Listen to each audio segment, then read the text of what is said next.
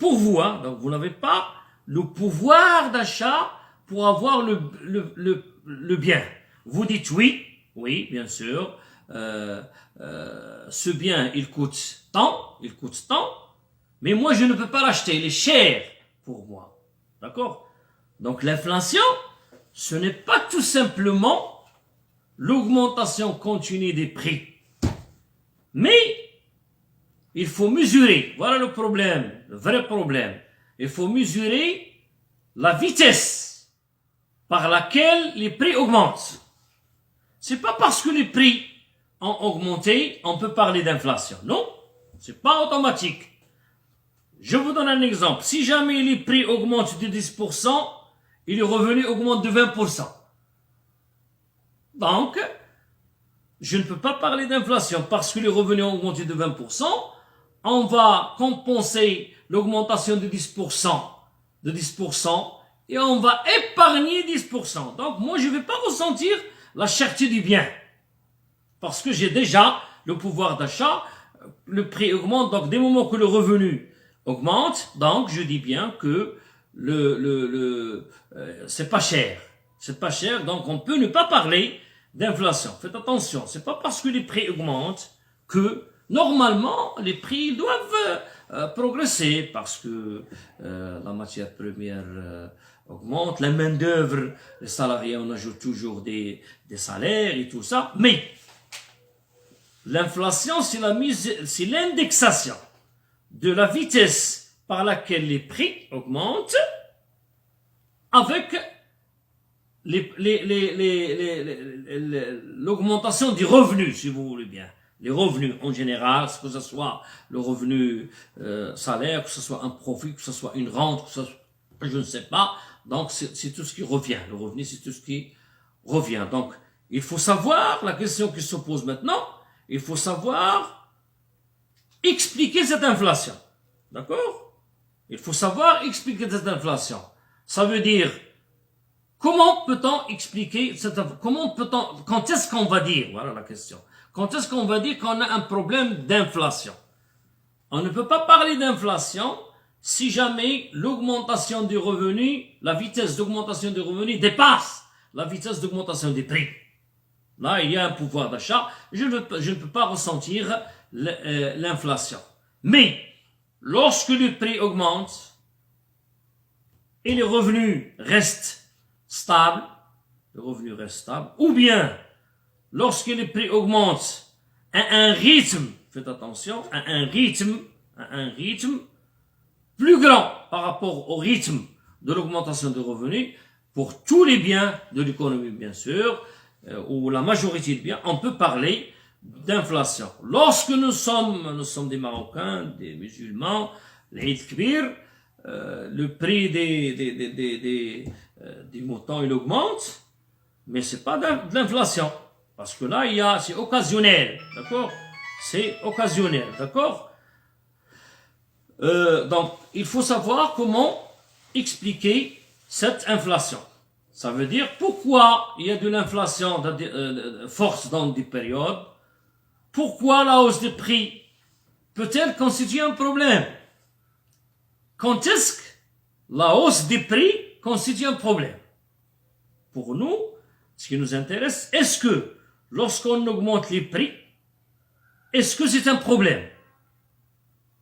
Il peut constituer un problème lorsque le rythme de l'augmentation des prix dépasse le rythme d'augmentation des revenus. Parfois, l'augmentation des prix, elle est avantageuse.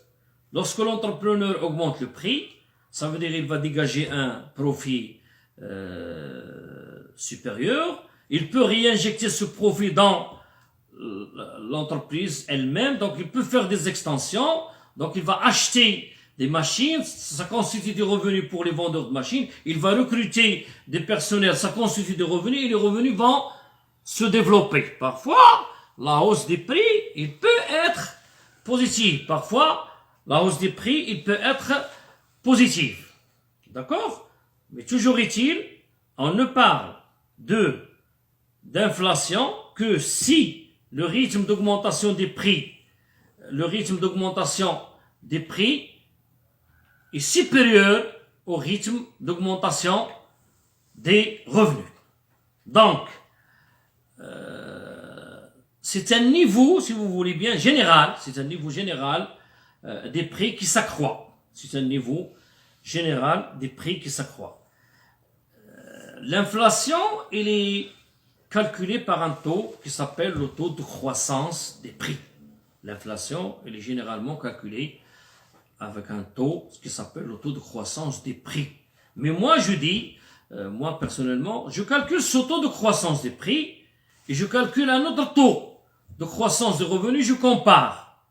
Alors, si jamais les rythmes des revenus est supérieur, je ne peux pas parler d'inflation parce qu'il y a une capacité, un pouvoir d'achat, donc les agents économiques ne vont pas souffrir.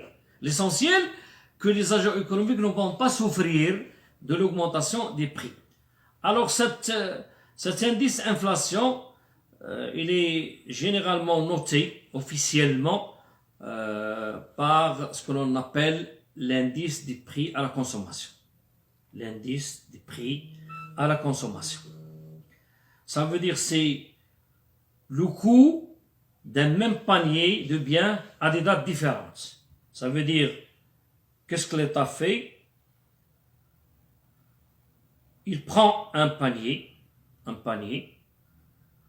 de biens. Bien sûr, là, il y a bien sûr un débat sur le contenu du panier, mais ça ne nous intéresse pas maintenant.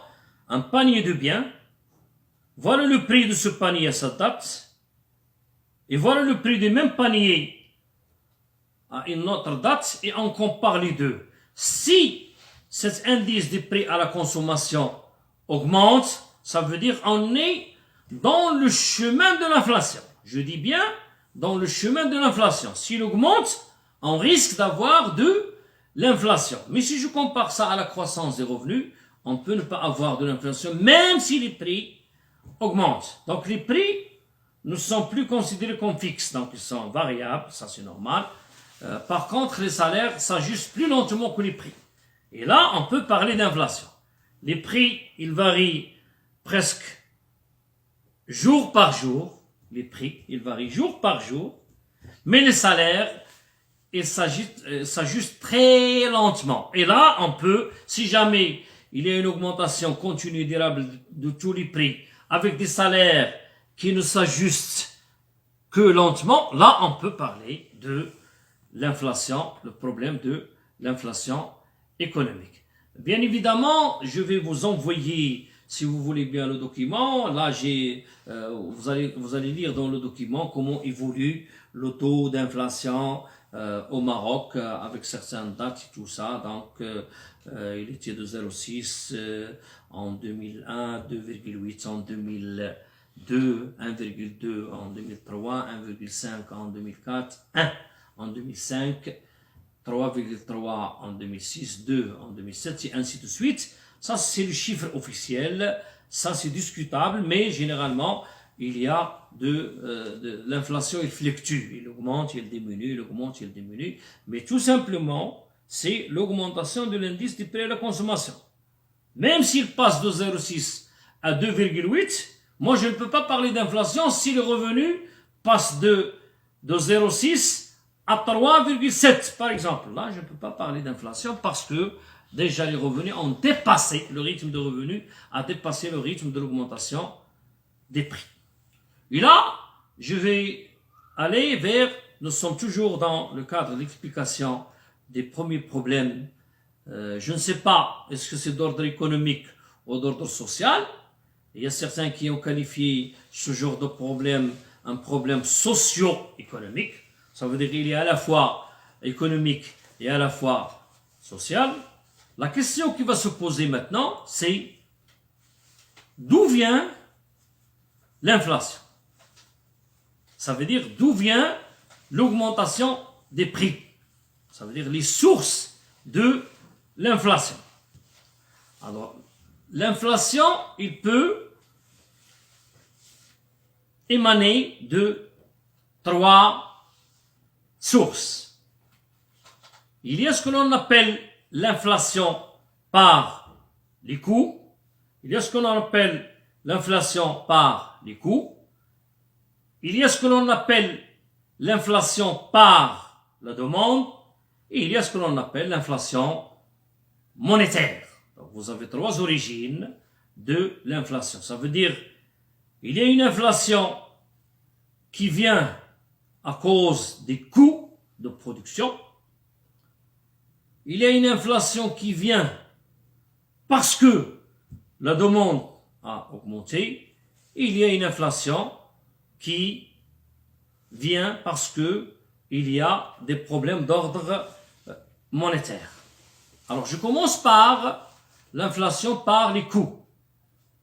L'inflation par les coûts, qu'est-ce que ça veut dire? Si les coûts de production augmentent, ils peuvent se diffuser à toute l'économie. Je vous donne un exemple. L'exemple, par exemple, des secteurs stratégiques. Des secteurs stratégiques, le carburant, par exemple. Si jamais le prix des carburants augmente, il faut savoir que tous les prix des autres biens vont augmenter.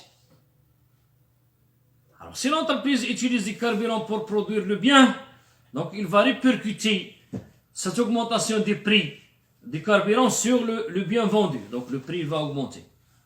Le transporteur qui va transporter ce bien-là, le coût du carburant a augmenté, il va demander plus pour l'entreprise. Et l'entreprise va répercuter ce prix sur le bien. Donc, plus les coûts de production augmentent, plus là, l'inflation se diffuse sur l'économie. Alors, bien évidemment, quand on parle de coûts de production, on parle de matières premières. La première cause de l'augmentation du coût de production, c'est lorsque le coût de la matière première augmente. Bien évidemment, lorsqu'on parle de coût de production, on parle des salaires, les coûts salariaux augmentent. Lorsque un entrepreneur voit sa matière première qu'il utilise pour son produit, son prix il augmente. Et il voit aussi que les salaires doivent augmenter. Alors lui, qu'est-ce qu'il va faire? Il va prendre cette augmentation, il va la mettre dans le prix du bien. Donc, il y a une hausse des prix et donc, si c'est général, ça va constituer une inflation. Et il y a la fiscalité aussi. Plus l'impôt augmente, l'entrepreneur, qu'est-ce qu'il fait? Il fait ses calculs, donc on a ajouté 2% en termes d'impôt, donc je vais prendre ça en charge et je vais le répercuter sur le prix. Ça veut dire si un vendeur, il vend un bien à 10, avec une matière première de 2, un coût salarial de 3, et une fiscalité de 5, ça fait 10. D'accord? Donc il ne peut pas le vendre à 10, il doit le vendre à 12 pour dégager une marge bénéficiaire. Mais si vous lui dites non, l'impôt, il n'est plus de 5, il est de 7, donc il va ajouter ces deux-là au prix. Donc le prix va devenir 14. Et vous lui dites les salaires vont passer de 3 à 6, il va ajouter le 3, il va répercuter le 3 sur les prix, ainsi de suite. Donc plus les coûts de production augmentent, plus l'inflation par les coûts augmente. Donc qu'est-ce qu'il faut faire? Il faut instaurer un mécanisme important. C'est quoi ce mécanisme important? C'est l'indexation des revenus sur les prix. Il faut indexer les salaires ou bien les revenus sur les prix. Ça veut dire, si les prix augmentent à un rythme, les salaires doivent augmenter au moins, je dis bien au moins et je souligne, au moins par le même rythme. Normalement, ils doivent augmenter plus que le rythme pour que les agents économiques puissent épargner. D'accord? Parce que normalement, un agent économique, un consommateur, il consomme, il doit épargner pour les motifs keynésiens que vous savez, la précaution, la spéculation et la transaction. Toujours est-il, l'individu, il doit faire une petite épargne. Donc, il faut indexer les revenus à l'augmentation des prix. Il faut que les deux rythmes soient au moins égaux. Il faut que les deux rythmes soient au moins égaux. D'accord? Donc, si on arrive à faire cette indexation, même si les coûts de production augmentent, on ne peut ne pas tomber dans le problème de l'inflation par les coûts. Là, j'ai un exemple à vous donner que j'ai déjà évoqué. Donc, si le prix du pétrole, par exemple, augmente, il y aura une augmentation du coût de production des entreprises utilisant du pétrole. Et je pense que tout producteur, il utilise du pétrole. Tout producteur, il utilise du carburant, du pétrole et tout ça. Donc, tous les coûts vont augmenter. Donc, il y aura une augmentation de l'indice des prix à la consommation aussi. Alors, si les coûts de production des entreprises qui utilisent le pétrole augmentent, il y aura une augmentation de leur prix. Ça, c'est normal. Ce qui va engendrer une augmentation du coût de toutes les branches. Donc, si le commerce est intra-branche. Alors, si l'indice des prix de consommation augmente suite à l'augmentation du prix de pétrole, bien sûr, il y aura des revendications salariales parce que les prix ont augmenté, donc les salariés, ils vont revendiquer pour avoir une augmentation de salaire. Donc, il y aura une augmentation généralisée des prix, donc il faut indexer les salaires sur les prix, ça veut dire les rythmes doivent au moins être égaux. Ça, c'est la première source, si vous voulez bien, de l'inflation.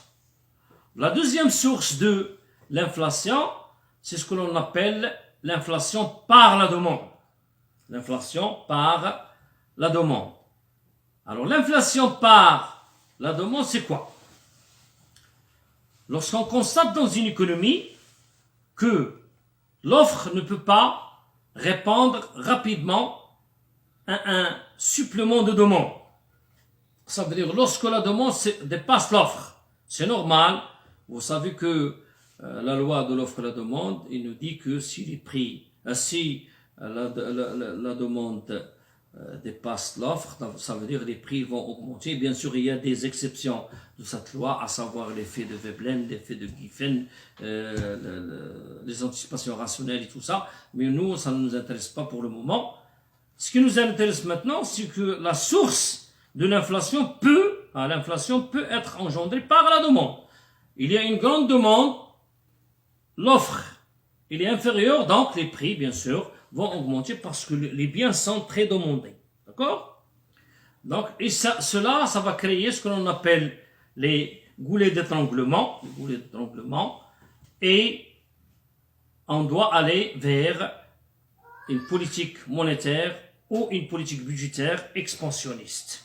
Donc, lorsque la demande baisse, bien sûr, les prix ils vont baisser. Donc, si on intervient par la politique monétaire, ça on va voir dans les problèmes, en détail dans les problèmes d'ordre monétaire. Si on intervient par une politique monétaire, on peut baisser cette demande pour baisser les prix. Donc, l'inflation, il vient de la demande. Lorsque la demande est supérieure à l'offre, les prix, bien sûr, vont augmenter. On peut tomber dans l'inflation. Dernière source de l'inflation, c'est l'inflation monétaire. Ça veut dire l'inflation qui vient du marché monétaire. Donc, deux manières différentes de considérer l'inflation. Ici, d'ordre monétaire. Lorsque les prix augmentent, ou bien lorsque la valeur de l'argent diminue. Donc, l'inflation, on peut avoir de l'inflation lorsque les prix augmentent, comme on a dit, mais aussi lorsque l'argent perd de la valeur. Lorsque l'argent perd de la valeur, on peut tomber de l'inflation. Je dois utiliser 10 dirhams pour acheter ce bien-là, mais la valeur de l'argent dans le marché monétaire ne me permet pas d'avoir ce bien-là. Il me faut 20 dirhams ou 30 dirhams pour avoir le même bien. C'est pas parce que le prix du bien a augmenté, c'est la valeur de l'argent qui a diminué, et là on peut tomber dans l'inflation. Par exemple, si le taux d'inflation est de 20%, par an, à la période 0, tous les biens valent 10, par exemple. Tous les biens valent 10. Donc, avec 60, je vais acheter 6 biens. À la période 1, tous les biens valent maintenant 12. Avec mes 60, j'achète seulement 5 biens. Avec mes 60, j'achète seulement 5 biens. Donc, la valeur de mes 60, en termes de biens, a baissé. Ça veut dire la valeur relative.